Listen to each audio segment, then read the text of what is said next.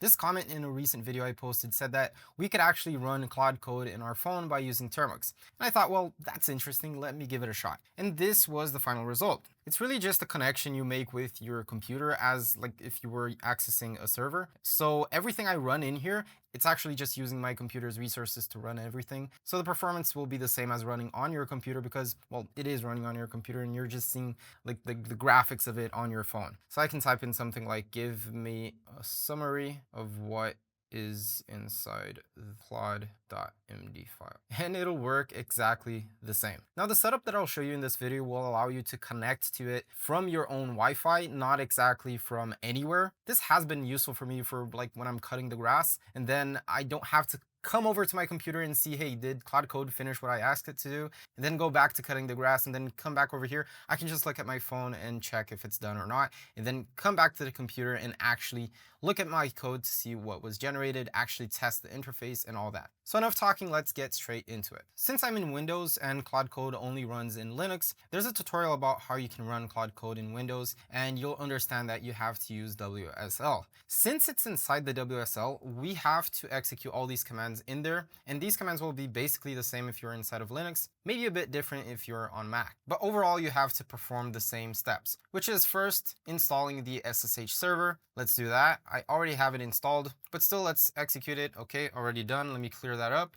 Now configure the SSH server. As soon as you execute this command, this will open up, and then you have to navigate through it using your arrow keys and go all the way down until you see like port 22. You see how it is right now? Maybe on yours, it'll be like this. It'll have this hashtag. The only thing you have to do is remove that hashtag and uncomment it so that it works. The list and address, you can leave it like that. And all the way down here, there'll be a password authentication, which you also have to uncomment it. As soon as you're done with that, just hit Ctrl X and then Y and hit enter. So this is exactly what we just did. Now we have to start the SSH server. For that, just copy in this command, paste it in there, and that should be done. Now to verify if it's working, just hit that in. It'll show an active status. And now to find the IP address of your specific WSL instance, paste that inside of your terminal. Let me actually Control C to get out of there.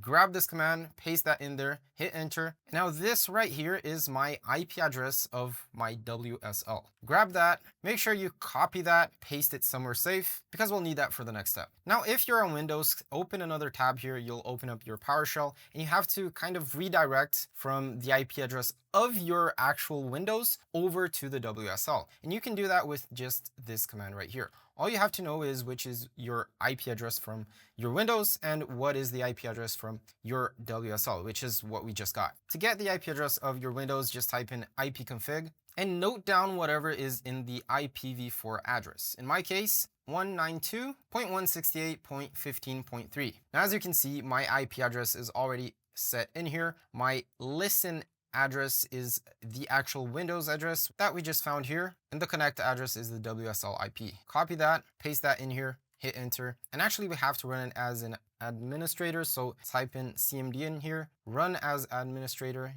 yes, now paste that in. So now it should be running fine. The last thing you'll want to do is open up Windows Defender Firewall. Go over to Advanced Settings. In the Advanced Settings, you'll want to click on Inbound Rules, New Rule. In here, select Port, hit Next, type in 20 in here, hit Next. Make sure Allow the Connection is selected. Next, next once again. Now you can name it something like WSL SSH, for example. Hit finish and it should be done. Awesome, now with that done, you can close nearly everything up. Just don't close this window right here, which is what maintains your SSH connection active. Now the following steps is from Termux. So you can download Termux from the Play Store normally, then just open it and this terminal will open up. Now inside of this terminal, these are the commands that you should fill in. After that's filled in, hit enter, it'll start working on it. As soon as it's done, hit enter. Okay, progress 100%. Now type in pkg install open SSH. Hit enter. It'll install it. I already have it installed, so let's clear everything up. And now SSH Leonardo, which is your username, then at 192.168.15.3. This is the IPv4 address from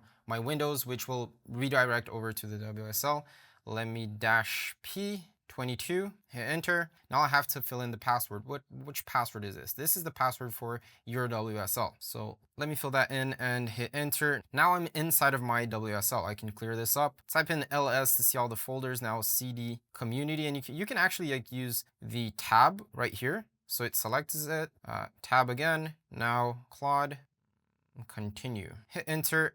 And it should open up Claude just fine with the continued session. While I was editing the video, I noticed that some people might be concerned with security by using this. But before anything else, don't skip forward just yet. I promise it's quick. Let me present to you giveinternet.org. This isn't a paid sponsorship. I genuinely admire their mission of sponsoring internet access for students. There's always those days where we feel like helping out. And if this cause resonates with your beliefs of how to help out effectively, make sure to check it out. And finally, we have a referral link, which is giveinternet.org/theAIForge, just to understand how impactful the channel has been. Now back to the security concerns, this isn't really exposing your PC to the internet. It's only allowing local connections to access it. Termux is a mini terminal running inside Android that shouldn't be harmful to execute like this. Additionally, you could just download Claude code directly inside of Termux, which I haven't tried that just because I don't think it's a nice approach that allows testing the generated code that easily, but it is another potential option. Even exposing the IP address like I'm doing right now isn't that harmful. Only if the attacker managed to connect to my Wi-Fi, that would be a problem. Additionally, if you want to change it, all you have to do is go inside of your WSL and restart it with WSL shutdown. This would reset the IP for your WSL, but as for your local network IP, it's a bit trickier because it involves restarting your router or reconnecting to your network adapter. And just in case you're wondering how this really works, let me run an instance of Claude inside of my project and ask it to create a hello world markdown file in, not full file, in the root directory.